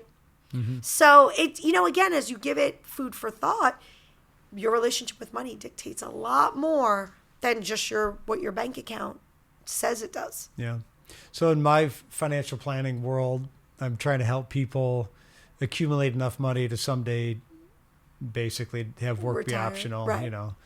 So in my mind, I'm thinking, everybody could have a certain amount of wealth at some point in their life. Right. And I have seen different cultures where they don't see, I guess maybe they don't. I talked to somebody earlier today, and he said, I don't think my kids and my grandkids are going to have the ability to have the life that I have. And I was thinking, why would you feel that way? And he's pointing toward difficulties with job or whatever. But in my head, I see anybody that's in their teens or 20s right now, the system is set up for you to succeed unbelievably. We've got a Roth 401k, which we didn't have when I was a kid. And you can put more money in it than your income is probably. Right. There's so many places to save your money that there wasn't when I was younger. And there's so many ways to make money. Yeah. That's the big piece I think that 90% of our country misses, right? There's not one road to money. You could be a haircutter, you could be a plumber, you could be a podcaster, you could be a water filterer. There are so many roads. It's less important to make money. A huge income as it is to just capture a decent little chunk of it. Right. That as early as you can and put it into the right place or the nearly right place. 1,000%. We have a saying that we say making money and managing money, two different skill sets. Because I have witnessed people who make loads of money wind up with nothing. And I've seen people who make decent money, nothing astronomical, and wind up with everything. And that is purely managing versus making. If you can manage money and figure out how money works, so that's a bit of financial education and that's a bit of understanding self, you can really, that's arbitrage on the system, right? But you've got to, you do have to believe, because otherwise you won't persist. Right. And well, you have to believe it's for you. Well, yeah. It's for you, and it can be in my future. Right. If you don't think you're deserving of wealth, or you think you're part of this have-not group of people, that's why you don't believe. If you if you start off, you get out of high school, maybe you go to college, maybe you go to work, maybe you go to trade school, you do something else, and you have $0, let's just say, when you get out of high school. And then you accumulate your 10 grand. You put your 10 grand in your 401k for the first time. And you have a 10% experience on that. So you made $1,000. Yep. So now you got $1,100. And that doesn't seem like a ton. It's kind of cool, but that doesn't seem like a ton. If you had $1 million, that'd be a $100,000 experience. Right. It's the same experience, Right. different dollar amount, Right. same percentage experience. So you've got to have some persistence to save the next 10 grand Yep. and the next 10 grand Yep. and the next 10 grand. And that you've got to understand that is going to become $1 million, $2 million, $3 million some down the road, but it's not right now. Right. It looks really small, and I'm getting these little gains. I just made $500, Right. and that's great, I guess, but it's $500, and it's going to take a little while. But then at some point, it reaches a number that's more exciting, Yep. $250,000 or $500,000, and you start to get these bigger dollar experiences. But if you don't believe it when you're younger, that this work, this effort that I'm doing to get the 10 grand, the 12 gonna get grand, there. the 18 grand, Right. the 22 grand, and what I'm sacrificing to get those dollar amounts. If you don't believe it, that this is Where my I'm headed, multimillionaire future, it's just too easy not to do it or persist with it. So I'm going to give you a little analogy that we use, and I'm going to segue you into something that I think is probably something you're seeing a lot of. When we want to see a great view, let's think about like standing at the top of Brazil and being able to see Christ the Redeemer and everything below you. And I'm in a building and I'm on the first floor. And right now I'm in the first floor of the building. I can't see anything. I'm just seeing the walls. And I saved my first little bit of money and I walk up that first staircase. Still can't see. I see light in the top of a window, but I can't see anything. Save a little more. Now I get to the next, and I keep going, right? And so building that wealth builds, right? And that's where you got to celebrate incrementally those wins. Because to your point, the persistence can get real boring. And I'm not there yet. But when we've got our eye on the prize, but we can celebrate the wins as we climb up the stairs, maybe count them all up. I don't know. You got to come up with a little creativity to want to say, I made it to the first staircase. I made it to the second one. We got to track 1,000 staircases. Maybe I'm going to do it over 2 years, whatever it might be, right? And you keep your little task going. You get to the top of this building. Now you've got your wealth. You can look back down, appreciate how hard it was. This is where I'm going to segue. Here's our issue. For a lot of our boomers who have done this, they walked those stairs. They built that wealth incrementally. Who they're leaving it to, the inheritance, where that's going, that kid took the elevator. Kid didn't walk the stairs. And that's where the fear is coming in. So even though we could talk about the jobs and we could talk about that kid creating his own wealth, I'm less concerned with that kid creating his own wealth as I am concerned with the kid who takes the elevator to the top of the building and doesn't realize how high up they are, right? When you walk the stairs, you feel it. You feel it. Your heart races, your body feels it, your legs get sore. And when you walk to the edge of the building, you realize how high up you are. So if you were to fall off, you know what's beneath you.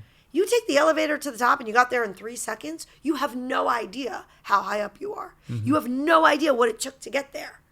And that's my big fear with a lot of our country right now as this wealth inheritance is being transferred and we've got a whole bunch of kids that are taking the elevator up to the top and have no idea where the cliff is.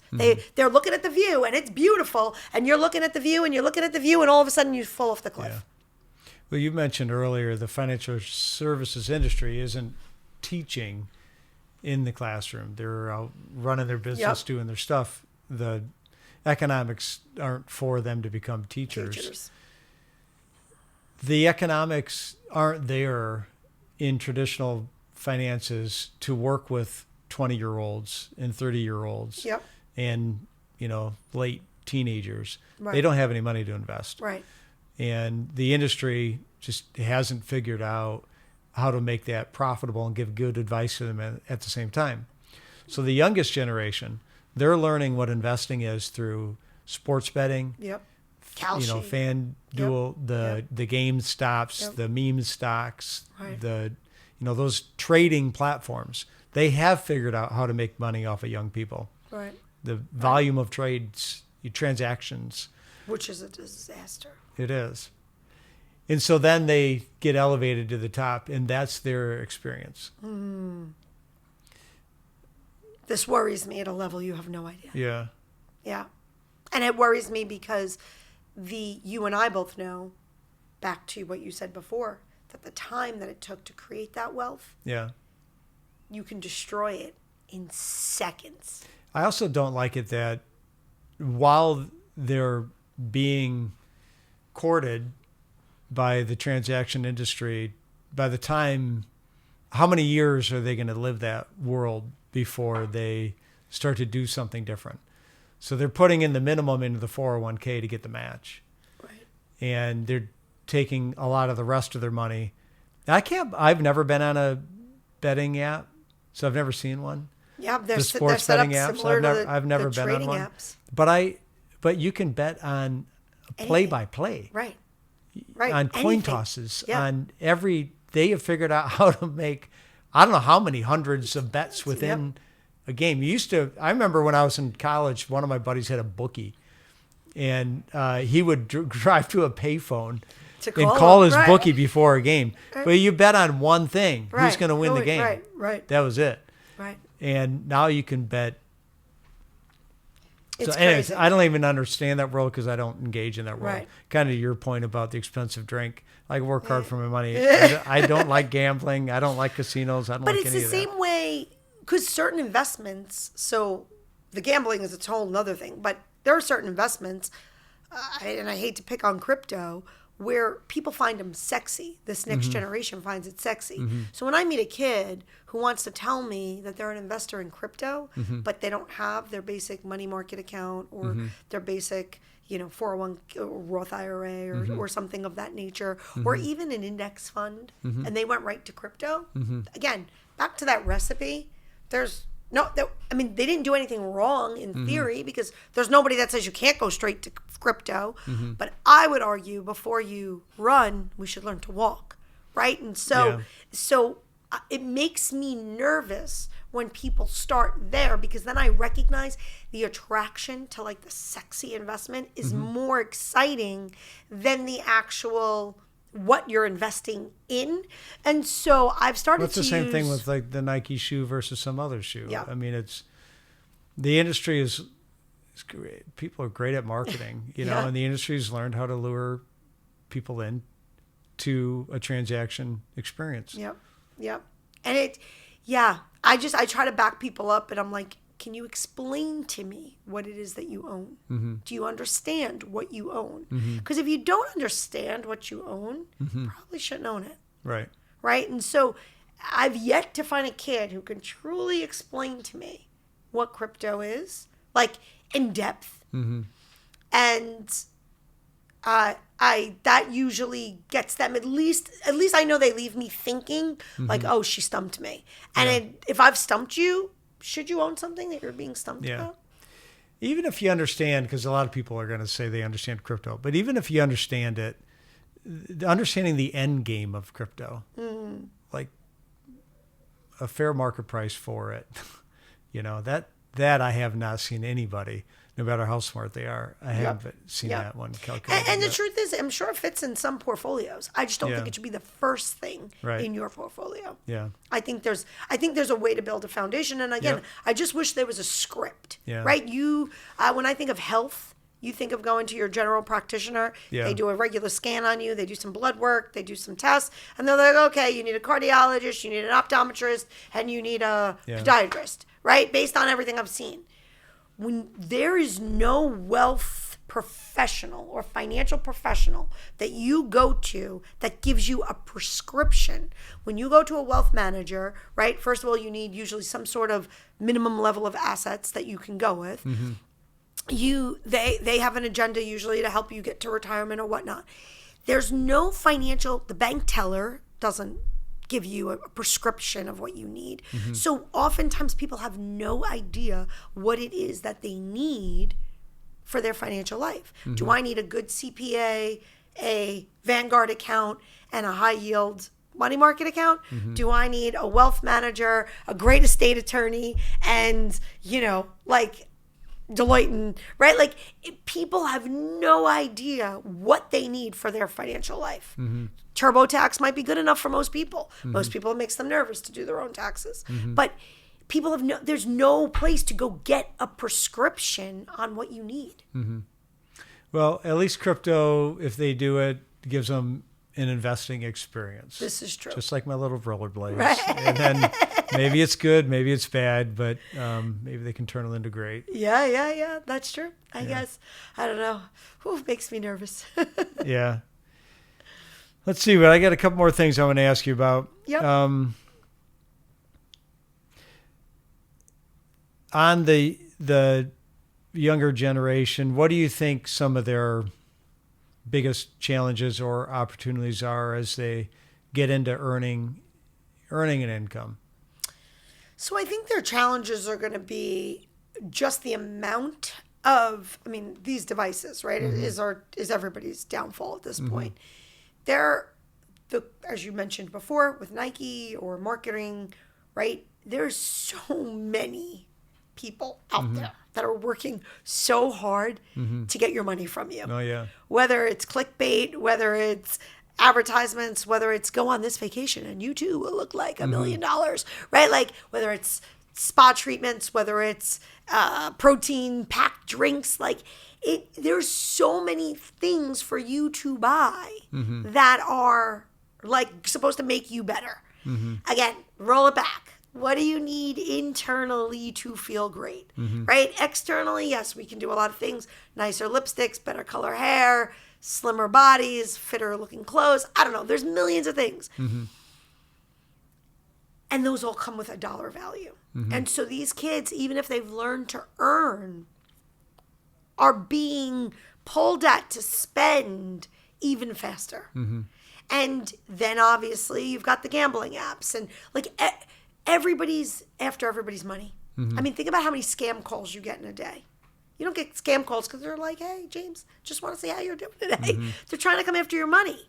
So the world is so financially driven to get other people's money that we almost have to teach our kids and then this next generation how to be soldiers, like against the marketers, against the scammers, against the manipulators. Like it's coming at you from every angle. And I don't know how we train strong enough minds, because this isn't even about financial education anymore.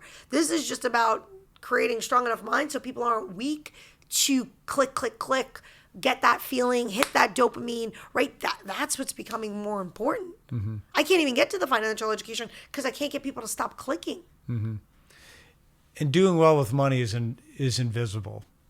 What you see somebody that is buying a lot, getting the expensive stuff, they've got all the new whatever they want to have, and you think they must be doing well.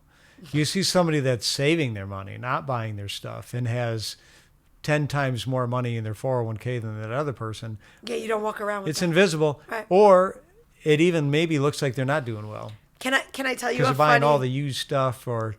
Can I tell you a funny little cheeky Yeah. story? So I grew up in Brooklyn, which if you don't know Brooklyn, New York, it is, your quintessential mob princesses. Okay. And as a young girl, I thought a Louis Vuitton and an Escalade, and I would have everything I could ever want in life. And so I was dating my now husband. I was dating him. We were 24, 25 at the time. And I told all my girlfriends for my birthday that he was buying me this fancy Louis Vuitton bag, and I was super excited. It was. At that point, it was probably like a $2,000 or $3,000 bag. So this was like a big deal. Oh, yeah. And I couldn't wait. And this bag, and like those bags, they're big and they're a showstopper. And Yep. I was going to be the only one amongst our friends that had one, and I was so excited. And so, and mind you, the gentleman that I'm married to is very much financially driven, not just in understanding like finance and stuff like that, but he was also somebody that was beyond understanding the like intricacies of how things work of the financial products. Anyway, so I go home and I'm waiting. I decide I'm going to book dinner with the girls after I book dinner with him, like 2 days later, because I'll get my gift first so I can show them, right? Like I'm strategic in this. And so we go to dinner for my birthday, he and I, and there's no big box. And I'm already like, what the hell is going on? Yeah. And so I'm like, oh, he probably wants me to go to the store because I don't know if you know about, again, I know way too much about Louis Vuitton bags. You can get your initials like put on them. So I was like, maybe he didn't know if I wanted my initials or my full name. Like, I've made up all of these stories. And so we go to dinner and he's got like a file folder with him. And so we're at dinner and we're going through the dinner and da-da-da-da. And I'm like waiting for my birthday gift. And he's like, so babe, I just want you to know, one of the things I did, now we had already bought our apartment, which most people when they're engaged didn't do that. But again, we were different financially, mentally. And he's like, so I bought this whole life insurance policy and I really just want to spend some time and explain it to you. I'm not a detail oriented person like that. And so he was like, I just want a high level so you know what we bought, and since we're going to get married and planning on a family, like I want you to know, and da-da-da-da-da, and it's a little bit expensive, so I did do a front load. Like he's going into the intricacies. So dollar amount, he spent way more than this Louis Vuitton bag. Yeah. And all I could, Yeah. at 50 years old, this was the sweetest. I've never felt so loved and cared for. Yeah. At 25 years old, I was the hell's like, wrong with you? what is this guy doing? Now I got to go show my friends that I got no bag. Yeah. He's the worst boyfriend ever. Like that's was going through my head, right?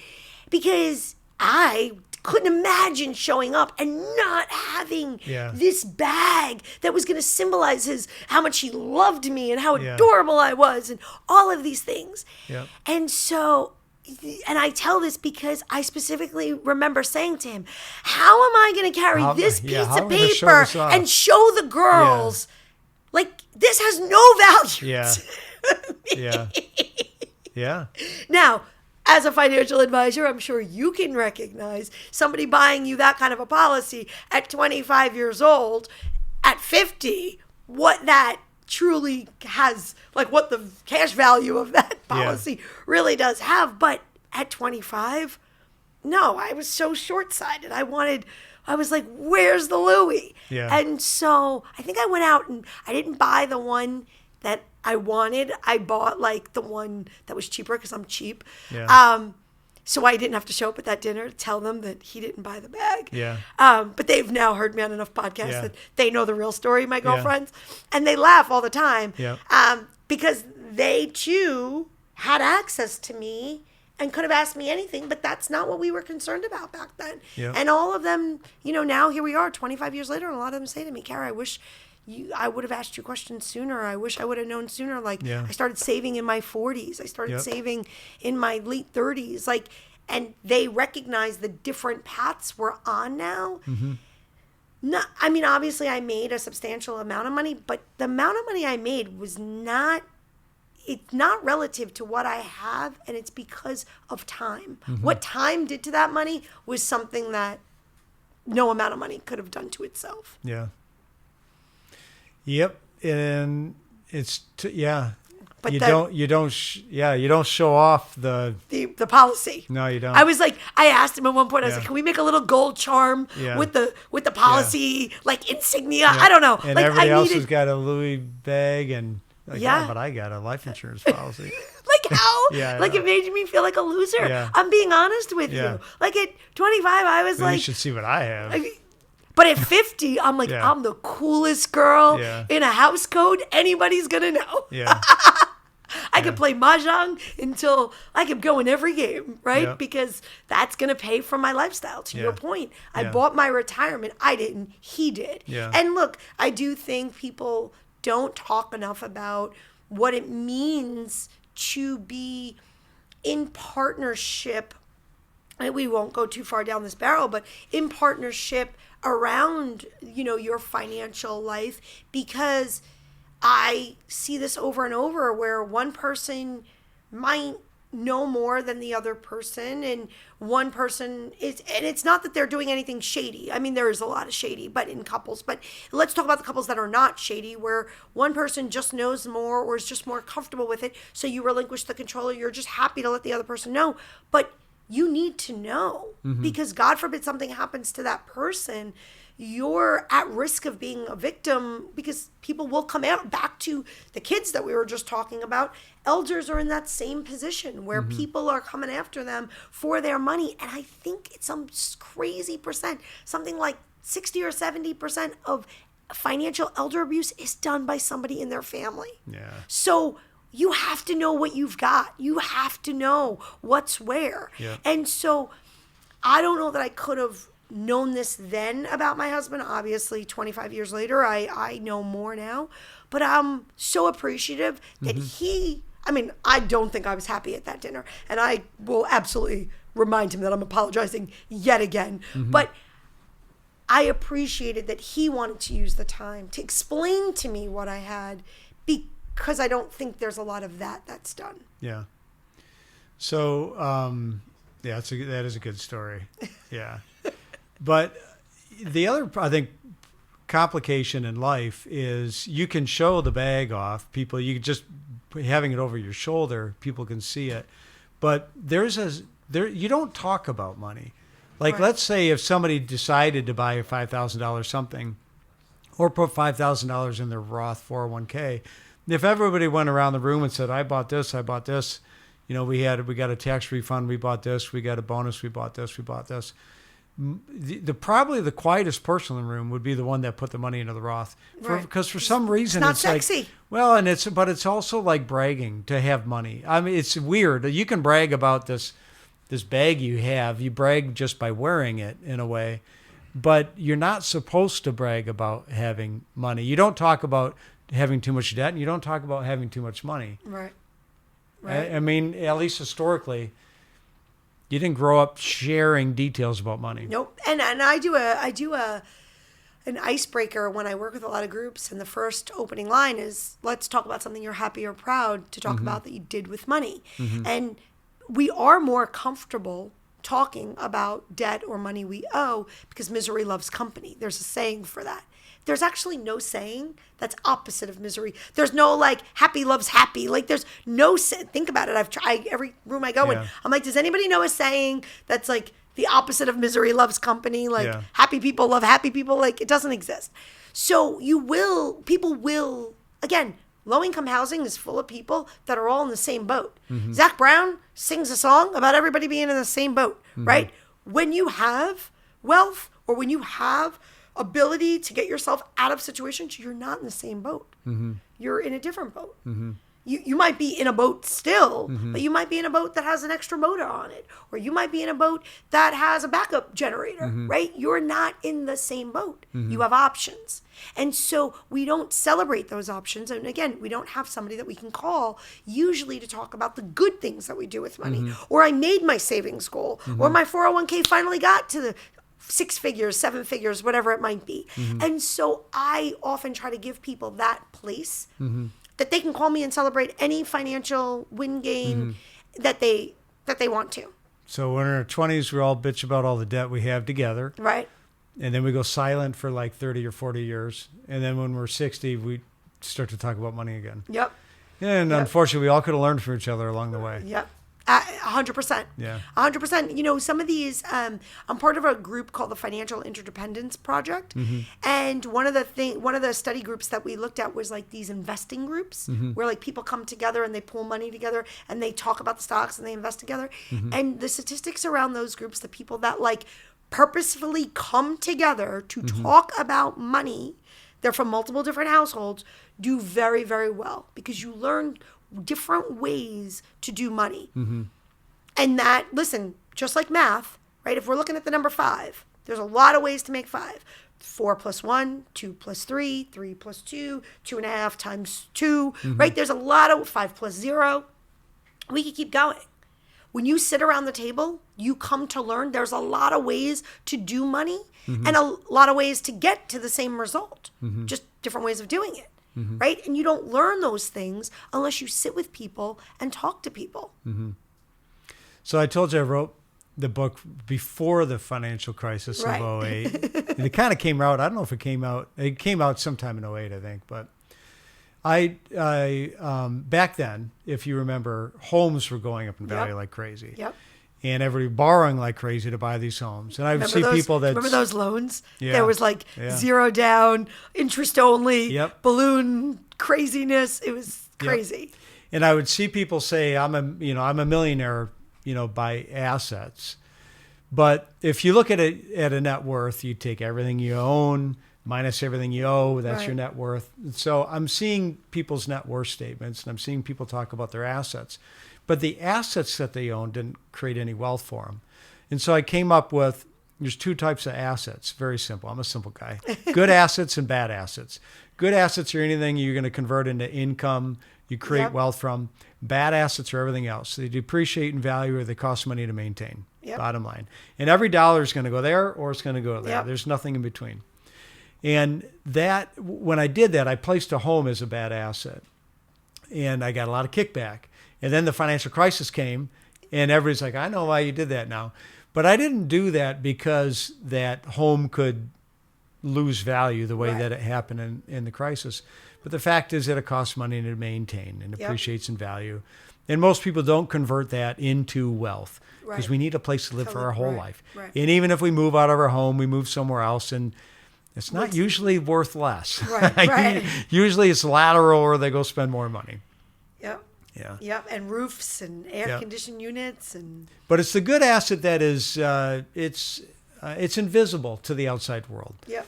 And and I hope people you got to put enough money in that good asset bucket and you accumulate it, but it's not, nobody else can see it but you and your spouse and Yep. maybe a couple of other people Yep. that you share it with. Yeah. And definitely wasn't my Louis Vuitton bag. Yeah, no.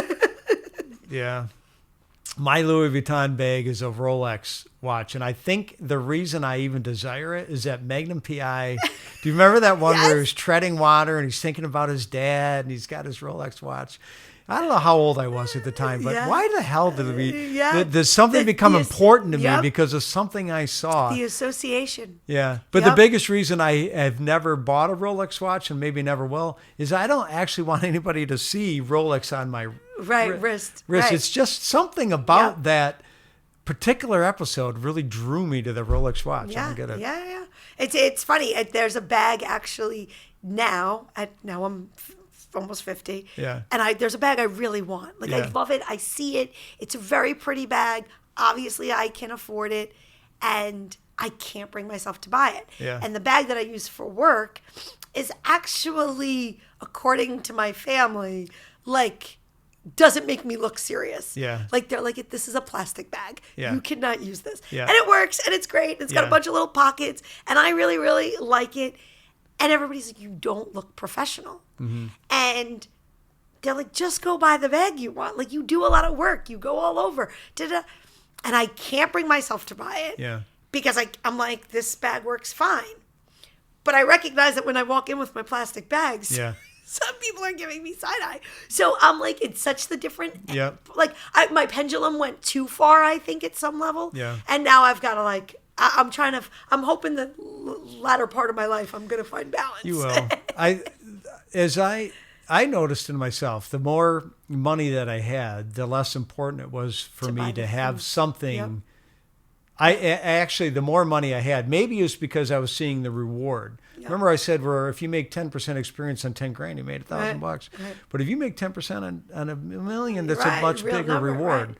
by the dollar amount. And so in a way, the more money you accumulate, then the less, I'm starting to like that reward better. Yep. And I don't want as much money to go to this bad asset category. Yeah. And then at some point, if you don't learn how to use your money or enjoy your money, then what the hell was the What was the why point hell of that? did Right. you Exactly. scrimp everything you did? And But- I see a lot of that. Yeah. Do you see a lot of that now? oh yeah. With It's really hard to spend your money when you've taken a lifetime saving To it. saving it. Right. Because you've You've had a walked all lot the of stairs. sacrifice. Yep. Yeah, there you go Yep. with your stairs. Yep. You had a lot of sacrifices. You know what it took to accumulate it. Right, because if you accumulate And I it- know when I sell that stock made me a lot of money. When I sell that, it's not going to make me any money Right, anymore. right. And it's kind of depressing. they're attached to it. Yeah. There is psychological belief around your wealth is your blood, your sweat, your tears, your everything. Like it's a symbol of your life. Yeah. You know what I mean? If you built it. Yep. When I was younger, I had to play a lot of tricks like, this pen. I don't know what it costs. It'd say it costs $30. I don't know what Right. it is. But when I was younger, I had to play tricks in my mind to say, this pen doesn't cost me $30. This pen costs me $1,000. Because if instead of buying this pen, I bought XYZ investment, and I kept it till I'm 60 years old, it'd be $1,000. And so when I was younger, I gave almost everything A dollar value. a future value. Right. Almost everything. Right. In order to, because I could spend. My wife was Right. a better saver than I am. Right. She really valued security and she valued having the money in the bank. Right. And I did value having some things, Right. some tangible things. And so I had to play these kind of tricks a lot of Yeah. times. That's so interesting because I had to play tricks with, as I mentioned, my dad was a school bus driver. Mm-hmm. So he always had time for everybody. And when I went to Wall Street, I didn't own my time. They owned Mm-hmm. me. And I was working 24/7. And the first couple of, first 2 years in, I realized really quickly I was missing. We were a very close-knit family. Mm-hmm. And I was missing all these things. And I got a bonus one year. And how I knew to do this, I must have known what I was going to do with my life. But again, at 19, 20, I don't know how I knew to do this. But I took the bonus check and I went to the bank and I asked the lady to give it to me all in cash. And it was like a little bit under $19,000. Damn. I know, a lot of money. And I remember walking down Broadway in Manhattan with Yeah. you don't realize how Yeah. heavy cash is. Yeah. And I went home in my apartment on the weekend. And because I was Threw it really up in the air a few times. Oh, no, that's what I should have done. Yeah. That's what I should have done. Some good photo But ops. I had been feeling so bad about missing this one's wedding or missing this aunt's this, that. Mm-hmm. And I sat with the money and I took it and I started putting dollar values to everything I was missed. So $50 for this one's baby shower, $3,000 for that one's funeral, $1,000 for that one's wedding. And I just started looking at the piles. And then all of a sudden you had no money left, but I still had cousin Joey's blah, blah, blah, and cousin Lisa's blah, blah, blah. So now I'm pulling money from other people's events. What the exercise did for me at the end was realize what was my negotiables and my non-negotiables. So it really gave me a healthy ability to see life through like what I was willing to do with my job and what I was willing to be like, listen, fire me. Like I can't miss Auntie's funeral because that's the end. And the fact that I missed it, I live with that regret. Right? So if my goal was to die with as little regrets as possible, and now I was being lured by money. Remember, Wall Street, you're not making tires, you're not making watches, you're not making coffee. Your own job is there to sit there and trade and make money. There's no place that you're closer to money than on Wall Street. And so all of a sudden, I realized how much I liked it. I realized how sexy and attractive this was. I realized how far I could get roped in. I realized enough was never going to be enough as I watched these guys do all kinds of crazy things.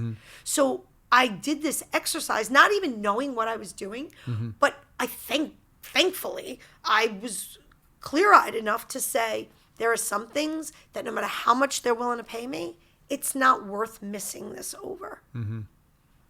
And for me, that became where I realized experiences had so much value, and owning my time meant more than any paycheck. So, you start to put it all together. But I still wanted that Louis Vuitton bag. Yeah. Yep. So, and I say that specifically because I want people to realize it's always a push-pull. Yeah. Like, there's never, remember, I'm telling you, I did this activity at 19, 20 years old. That Louis Vuitton bag came along at 25 years old. Yeah. So don't be hard on yourself when you realize you're succumbing to like the status in the world, or you are doing so well. To your point, nobody can see how well we're doing financially. We're saving. And your friends are all like, "Oh, you're still driving that old Toyota. Oh, you're still wearing your old sneakers." And you're like, "Yeah, but I saved $200,000 in my 401k." Yeah, but you should see what And I so have. all of a sudden you're like, "Oh, I want to go out and buy the Porsche so everybody knows." But then how are you, what are you doing on the back end? Do you not now get to invest still? Right? And so I don't want anybody to feel bad when they're when they feel that push-pull between you want people to be proud of you. You want to be proud of you. And when you don't have anything to have that external validation, it can feel kind of lonely. Yeah. So. Well, I'm glad you're doing what you're doing. I mean, you're changing the lives of, I don't know how many thousands and thousands. Oh, you know you are. You know you are. We're trying. Yeah. Right? We're just trying to get people right with their money. Yeah. Right? Get comfy with their cash, as I try to tell people. Yeah. I do love it that you're having the conversations. It's important to teach it. One of my best classes I had in high school was typing. Because I used that skill my whole life, and I still type, and write and type. Yeah. But so it's important to teach some direct aspects about managing money. Right. But if you don't understand the psychology and what's driving it internally through your learned family experiences, you'll never get it. You won't capture it. Nope. I've got one more question for you, but Yeah. is there anything else you wanted to talk about that I didn't ask you that we didn't cover? No. I just, again, if I can leave anybody with anything around money, don't worry about what you do or do not know about financial education or financial products. Just start conversations about money. Why did you buy that? How long did you save for it? Make it the most basic. The more you can communicate around money, the opener you can have conversations around money, it'll build. So don't think you're behind the eight ball. Just start the conversation, especially with little kids. Okay. And I like these cards. Yeah. I'm glad you brought them. Yeah, you'll get to use them. I am going to use them. And I could see how one deck of cards could last a year of conversation. Yep. And getting people to talk about it. Yeah. Because even amongst the family, pick up one card. It'd be interesting. Take the one card I asked you, go to your sons, read the same card. That'd go along a lot better at the Thanksgiving dinner table than talking about politics. It's so funny. Yeah. Our wealth managers. Nobody's going to fight in that We card. we have a ton of, education, people that buy from us.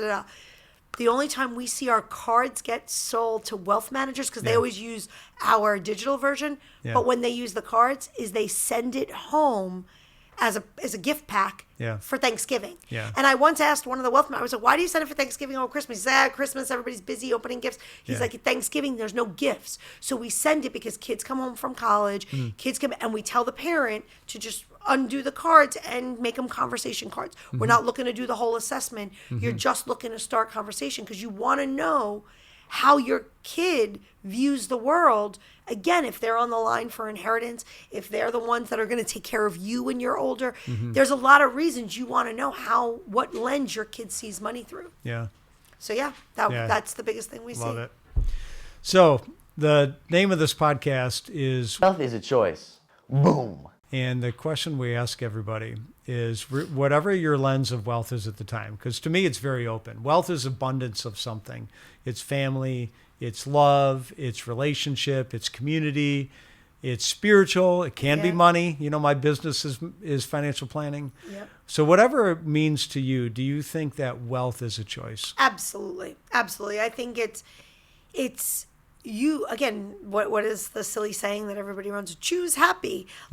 I do think there are times where really bad things happen and you can choose to reframe it or see it through another lens. I mean, that doesn't mean you're not going to go through pain or suffering or whatnot, but you can get yourself back to a place to say, hey, I could still see the good that came out of this or the thing I learned from this.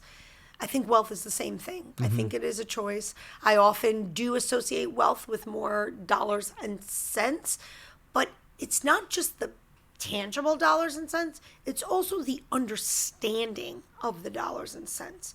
So for me, I don't need you to be wealthy in showing me all the zeros in your account. I need you to understand the plan. I need you to understand how one thing feeds into another thing, because once you understand that, that choice of learning, that choice of understanding more, again, we put the option back into your thought. So I know a lot of people don't love the word retirement, and you said it before, work optional.